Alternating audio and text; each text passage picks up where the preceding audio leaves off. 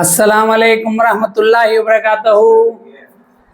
என் அன்பு செல்வங்களே, என் அன்பு மாணவ செல்வங்களே மற்றும் என்னோட உடன்பிறவா அன்பு தோழர்களே, எல்லோருக்கும் என் இனிய காலை வணக்கம்.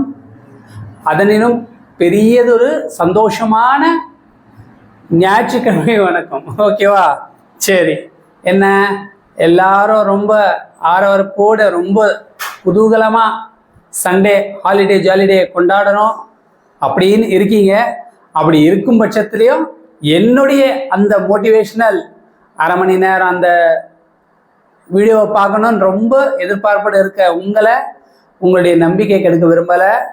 ओके, उर्दू में बोलता हूँ, जो भी वक्त ज़ाया कर कर तुम लोगों का इस जो संडे के दिन ख़ास तौर पर मेरा मोटिवेशनल स्पीच सुनने के लिए जो तमाम तलबाओं इंतज़ार में ही, उन तलबाओं को मेरे तरफ से स्पेशल अस्सलाम वालेकुम रहमतुल्लाहि वबरकातुहू.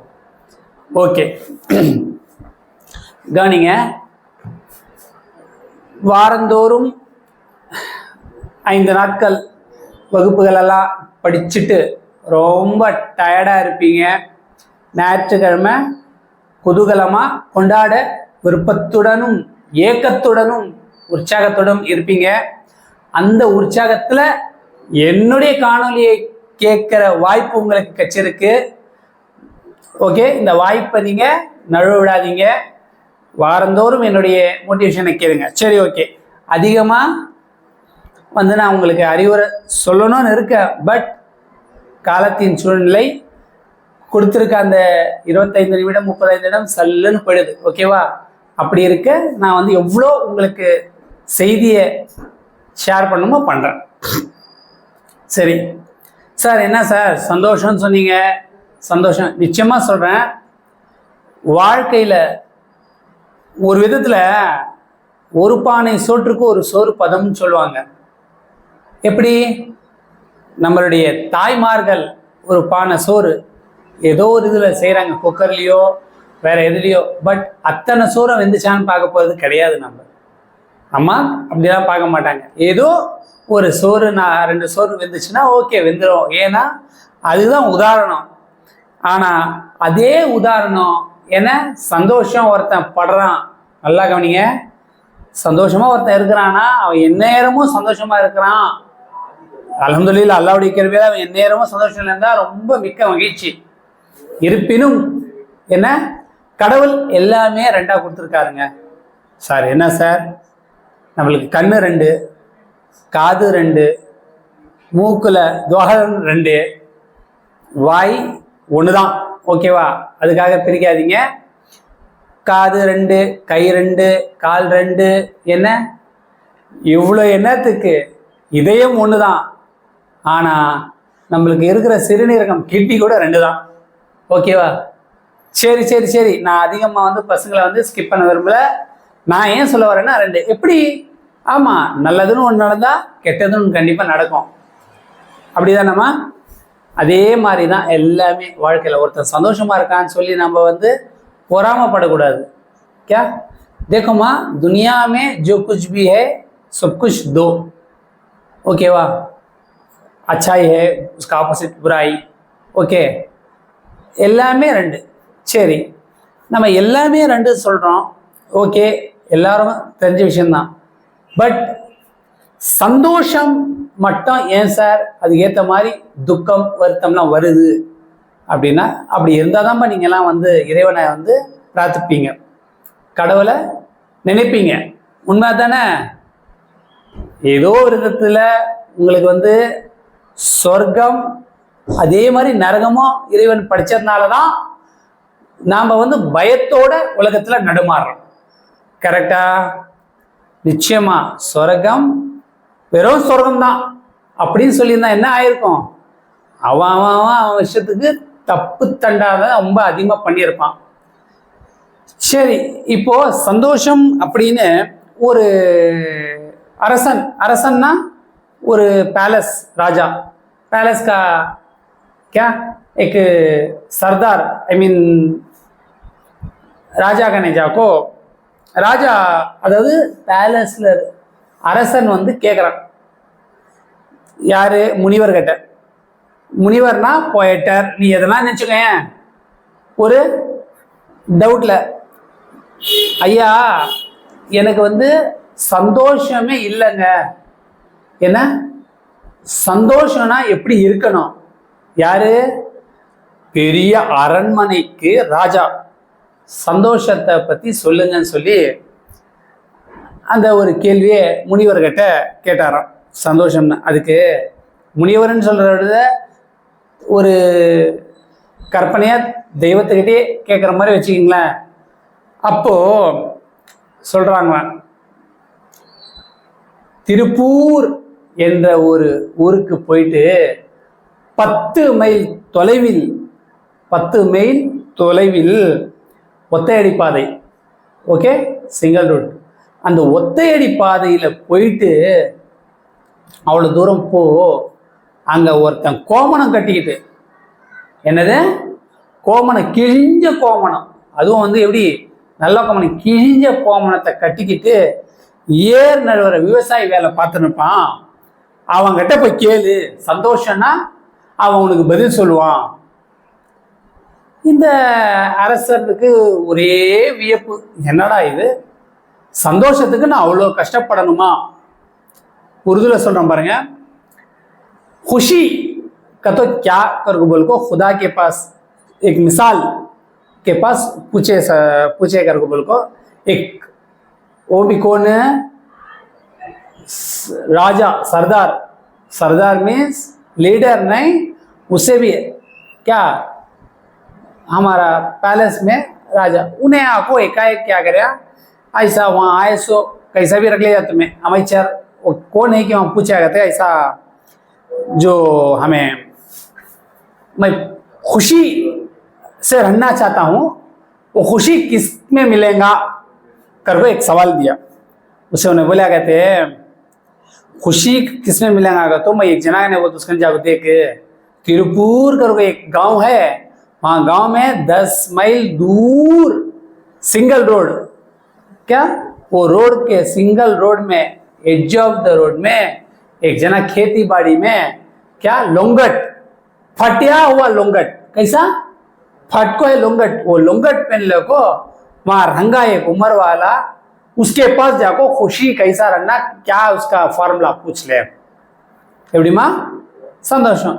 சரி, அரசர் என்ன பண்ணாரு, ஓகே ஏறா வண்டியை போலான்னு சொல்லி வண்டி எடுத்தாரு, திருப்பூர் போனாரு, 10 மைல் தூரம் போனாரு. அங்க போனா என்னது, அதுக்கு ஒத்தையடி பாதையில தூரமா போய் அங்கே போய் பார்த்தா அந்த உண்மையிலே கோமணம் கிழிஞ்ச மாதிரி ஒருத்தர் உல்லாசமா என்ன ஒரு பாட்டு ஏதோ பாடுறாராம், பாட்டு சாங் பாடிக்கிட்டு ரொம்ப இதுவா ஆவேசமா அந்த விவசாயி வேலையை பார்த்துன்னு இருக்கிறாராம்.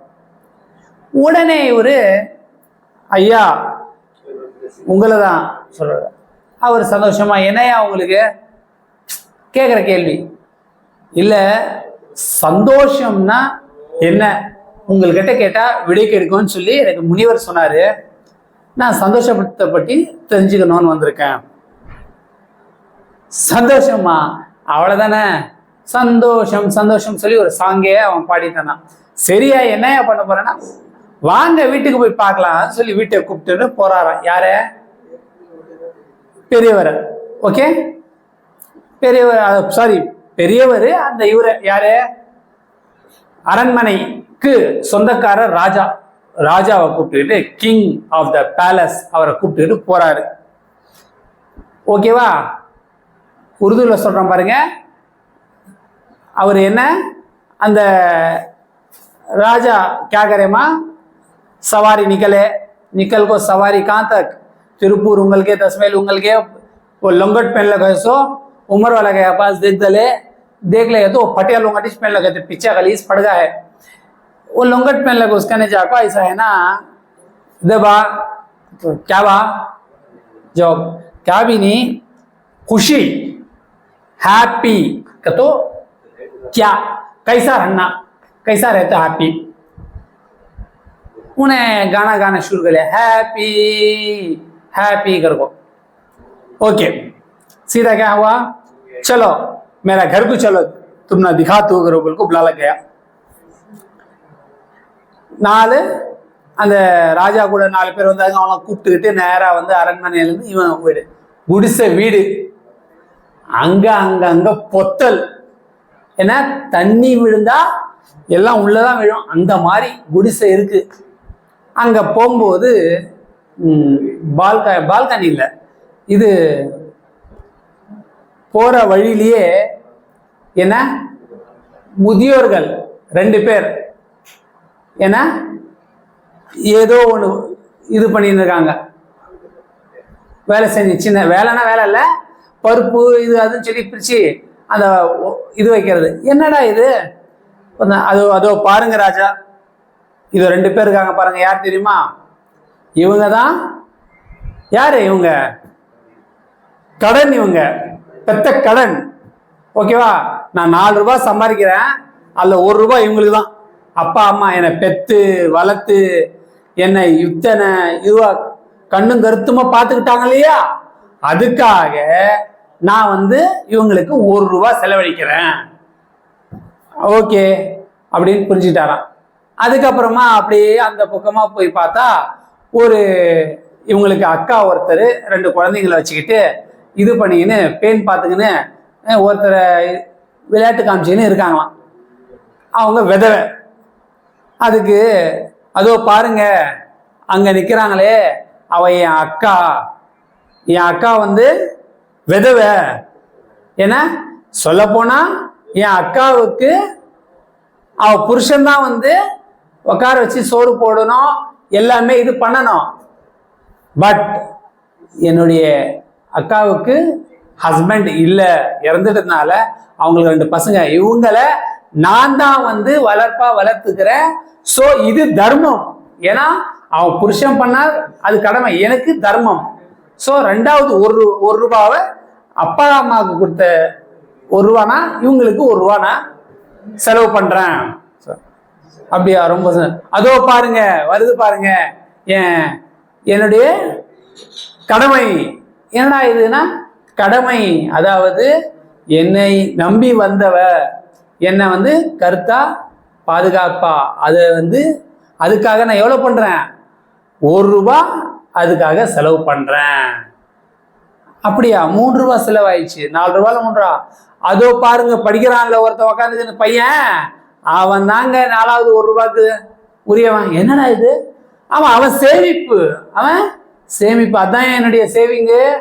இன்னைக்கு நான் அவனுக்கு 1 ரூபாய் கொடுக்குறேன், அவன் வட்டியும் முதலும் என்ன பண்ணுவான், பெரியவனாகி என்ன உட்கார வச்சுட்டு அவன் வேலை செஞ்சு பார்ப்பான் இல்லையா. அதனால நான் இப்போ 1 ரூபாய் போட்டா எனக்கு சேமிப்பா அவனையும். இப்போ சொல்லுங்கய்யா, நான் சம்பாதிக்கிறதே 4 ரூபா, 4 ரூபா செலவிக்கிறேன், நான் மிச்சம் வச்சாலும் எனக்கு ஒன்றும் தேவையில்லை, செலவு வராது. இருக்கிற இதுல பாருங்க, நான் 4மே பண்றேன். என்னென்ன பண்றேன், பெத்ததுக்காக நான் கடன், அந்த பெத்த கடனையும் நான் இது பண்ணிடுறேன், தர்மத்தையும் நான் புண்ணியம் சம்பாரிச்சுக்கிறேன். அதுக்கப்புறமா கடமை கூட ஒழுங்கா செஞ்சிடறேன். அதுக்கப்புறமா சேமிப்பு, இவனை வச்சு என் பிள்ளைய வச்சு சேமிச்சுக்கிறேன். அப்படி இருக்கும்போது எனக்கு என்னத்துக்குயா வருத்தம் வரப்போகுது, இதான் உண்மையான சந்தோஷம் அப்படின்னு சொந்த உடனே அப்படியே வியப்பா பார்த்தார் பாருங்க. அரண்மனையில கோடியான ஆஸ்தி இருந்து என்ன பலன், என்ன இங்க ஆஸ்தியே இல்லாம சந்தோஷம் இருக்கேன்னு வியப்பா பார்த்துட்டு போய் பிரம்மாண்டமா ஏன்னா அவர் திருந்திட்டாரு. सो उर्दू में சொல்றேன் பாருங்க, सीधा उन्हें क्या करे, खेती बाड़ी से बुला को लोंगट में लगा, उन्हें क्या करे बुला लगा को सीधा किसका ने दिखाया, फर्स्ट चबूतरा में 2 जने उम्र वाले थे, कहते दाल ये वो चुन लोगो उल्लांगने इल्ला कौन मालूम क्या, ये चाको मेला क्या पैदाइशी खरज कर दे, खरज इल्ला को मुझे पैदा करे ना, अच्छा देख ले अम्मा बाबा इन लगा, अच्छा देख ले, उसके से इल्ला को मैं 1 रुपये हटा डालता खर्च करने। उधर देखो, उधर है ना उन्हें मेरी बड़ी बहन, 7 2 बच्चे, बेवा होगी, मर्द देख लेना, सो मर्द नहीं है, मैं चाको उसे देख लगूं, वो क्या, वो सखावत क्या सखावत खैर खैरात क्या भी बोलो, उसमें वो सवाब भी मुझे मिल जाता। उसके बाद अदा आती ना, इन्हें कौन मालूम, इन्हें मेरे बीवी, इन्हें कौन मेरा फर्ज, इसे मुझे भरोसा करो कर लगा से अच्छा देख लेना, देखभाल कर लेना और आखिर तलक मेरे साथ में रखो, इन्हें भी मुझे अच्छा देख लेंगी। उसके बाद वहां देखो पढ़ लो को है ना, उन्हें कौन मालूम, उन्हें मेरा सेविंग, क्या उन्हें मेरा सेविंग, आज मैं उसे खर्चा करता सो 1 रुपये, सब हम बड़ा हो को मैं बैठ गया तो बड़ा हो को उन्हें मजे देख लेंगा।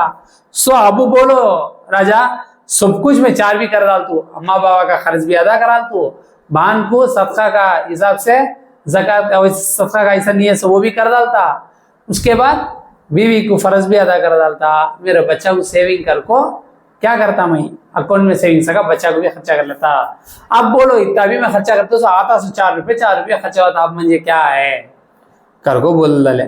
अब ये बोलते ही राजा को एकदम ये होगा, बाद में राजा क्या हुआ तब्दीली आको सीधा जाको सूच को कर ஆக மொத்தத்தில் நான் சொன்னது புரிஞ்சிருக்கும்னு நினைக்கிறேன்। சந்தோஷம்னா இதுதான் என் சந்தோஷம், ஆனால் நாம் என்ன பண்ணுறோம், நாம் சந்தோஷமா இல்லாகட்டியும் பரவாயில்ல, மற்றவங்க சந்தோஷத்தை கெடுத்து குட்டிச்சோறு ஆக்கணும், அதான் உண்மையே அதான்। क्या எனக்கு ஒத்த கண்ணு போனாலும் பரவாயில்லை, என்னுடைய எதிரிக்கு 2 கண்ணும் போகணும், உண்மைதானே? நிறைய பேர் அப்படிதான் இருக்கீங்க। ஸோ நல்லா கவனிங்க, நீ தன்னை போல் பிறரை நேசின்னு சொல்லுவாங்க। क्या खुद के सका दूसरों को चाहो, अच्छा ये याद रख लो। நல்லா ஒன்று கவனிங்க, இந்த கல்வி செல்வம் சந்தோஷத்தை சொன்னா இன்னும் சொல்லத்துக்கு நிறைய இருக்கு, பட் நேரம் பத்தலை।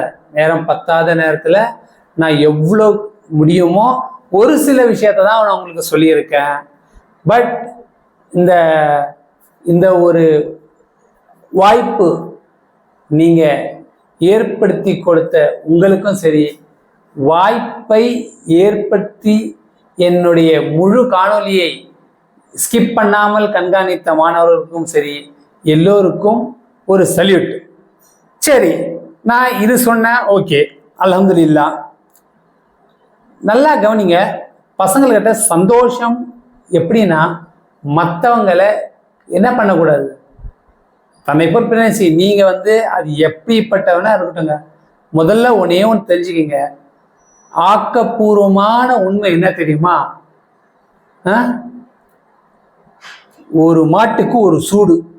சார் என்ன சார் ஆக்கப்பூர்வமான உண்மைன்னு சொல்லிட்டீங்க, நீங்கள் பார்த்தா ஒரு மாட்டுக்கு ஒரு சூடுன்னு சொல்கிறீங்க।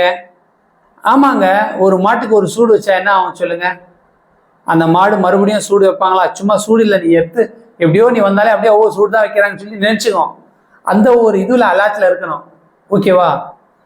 தோல்வியே வெற்றிக்கு ஏணிப்படி நான் சொல்லியிருக்கேன்। தோல்வி ஃபெயில் ஆயினாதான் தோல்வி அப்படின்னு நினச்சின்னு பல பேர் இருக்கீங்க மாணவர்கள்। வா, ஃபெயில் தான் தோல்விலாம் கிடையாதுப்பா, நீ மார்க் கம்மி வாங்குறப்பார் அதுவும் ஒரு விதமான தோல்வி தான், ஃபெயிலரு தான் அது। நீ மாணவன் ரேங்க் ஹோல்டர், நல்லா கவனிங்க, ஆவரேஜ் ஸ்டூடெண்ட் ரேங்க் ஹோல்டர் ஆகணும்। Rank holder first rank.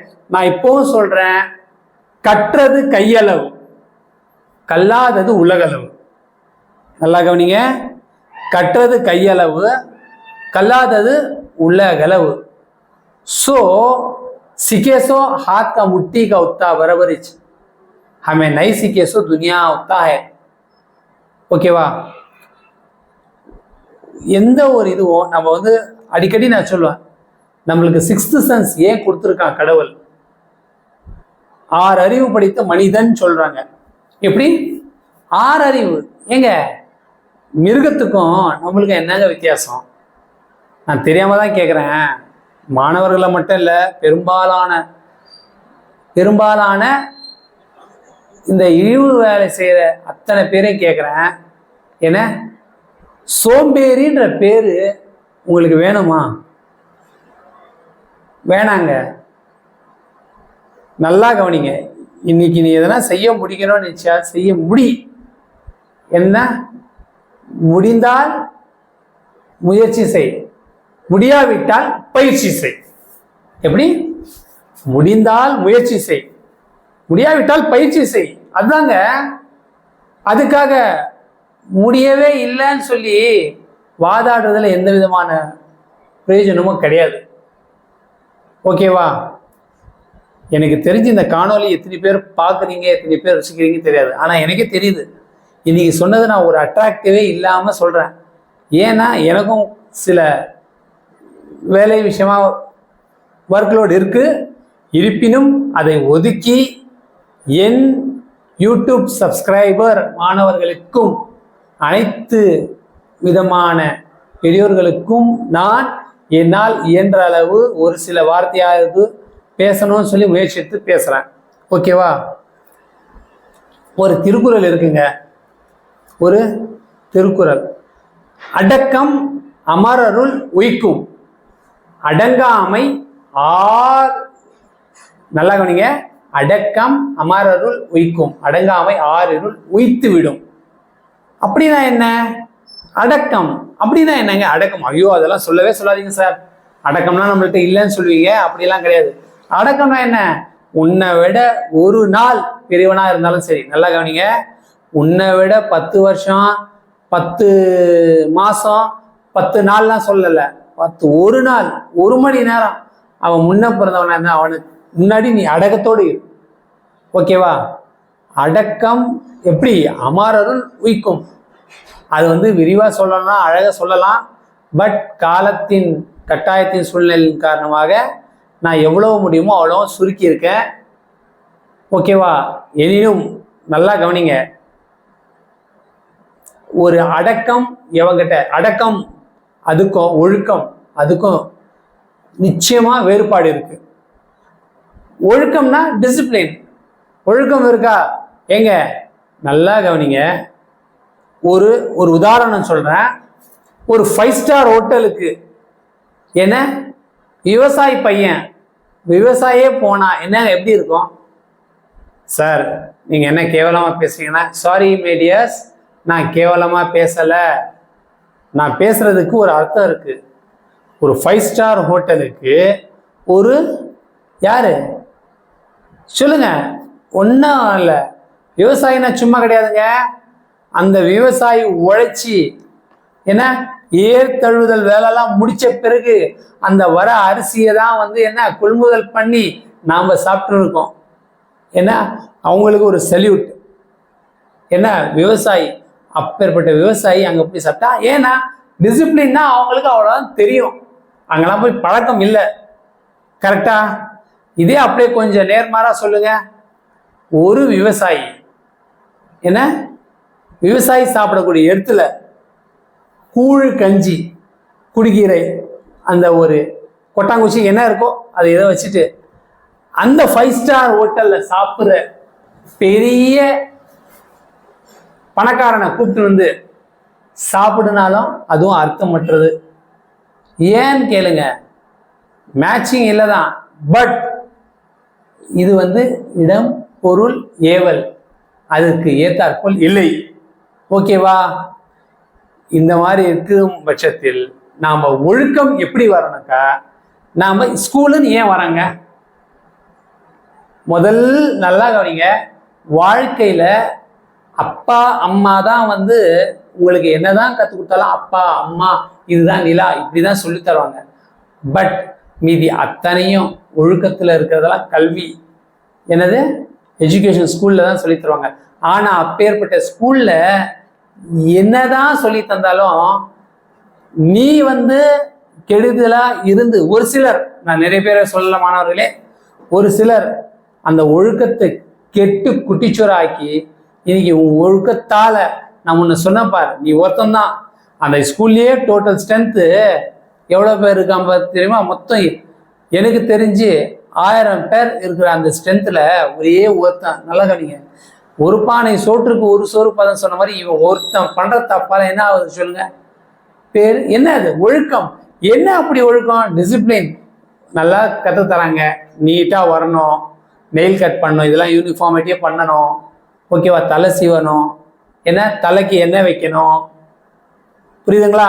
இந்த மாதிரி ஒவ்வொரு விஷயமும் டிசிப்ளின் சொல்லி டீச்சருங்க என்ன ரொம்ப பசங்களுக்கு சொல்லாத விதமாக சொல்லி தந்தோம்.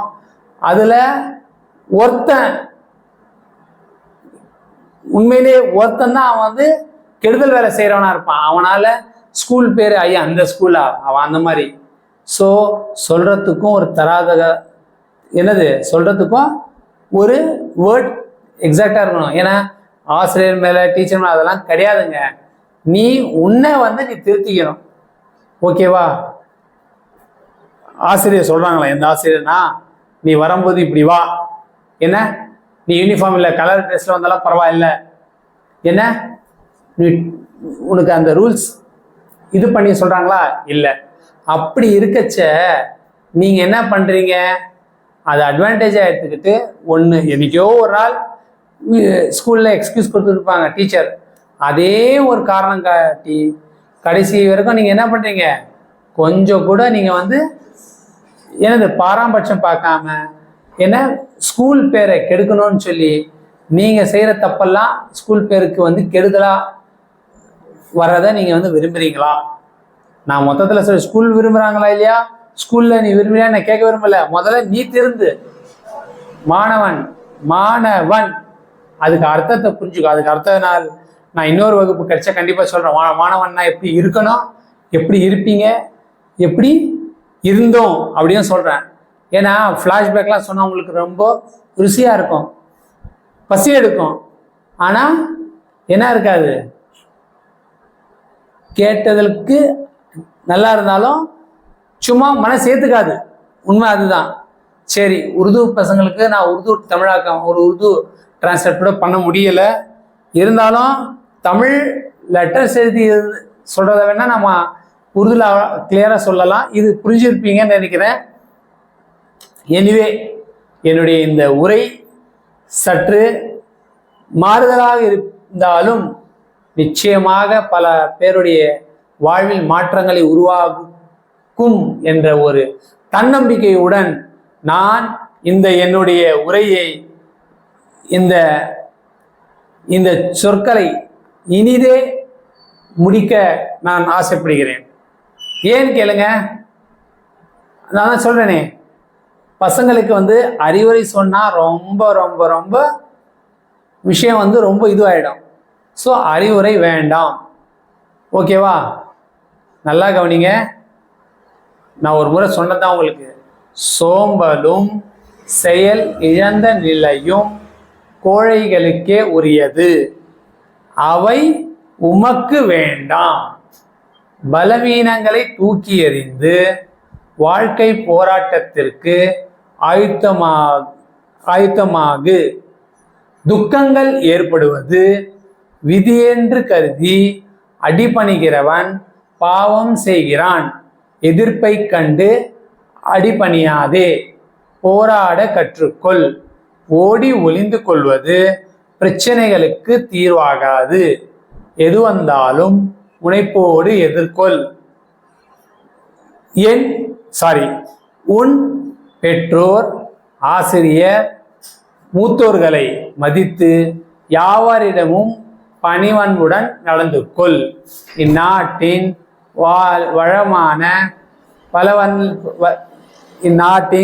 வளமான பல்வகை வழிவந்த பெருமை எண்ணி பூரிப்படுகிறேன். அதன் பெருமைக்கேற்ப உன்னை தகுதியாக்கி கொள்ள என்றும் பாடுபடு. ஓகே, இந்த மாதிரி ஒரு கீதாச்சாரத்துடைய அந்த ஒரு விளக்கத்தையும் நான் சொல்லியிருக்கேன். அல்ஹம்துலில்லாஹ், எல்லாம் வல்ல இறைவனின் நல்லருளாலும் நபிகள் நாயகத்தின் துவா பர்க்கத்தாலும் செழுமையுடனும் என பல மூத்தோர்களின் துவா பர்க்கத்தாலும் நீங்கள் நல்லா படித்து நல்லபடியாக நல்ல மதிப்பெண்கள் வாங்கி வாழ்க்கையில் நல்லா முன்னேறணும்னு சொல்லி நான் வாழ்த்துகிறேன். இனிதே வாழ்க, வாழ்க வளமுடன், வளர்க செழிப்புடன் என்று கூறி உங்களிடமிருந்து விடைபெறுவது உங்கள் HBKH son of AR. Okay, ஜஸாக்கல்லா. அஸ்ஸலாமு அலைக்கும் வரஹ்மத்துல்லாஹி வபரகாத்துஹு.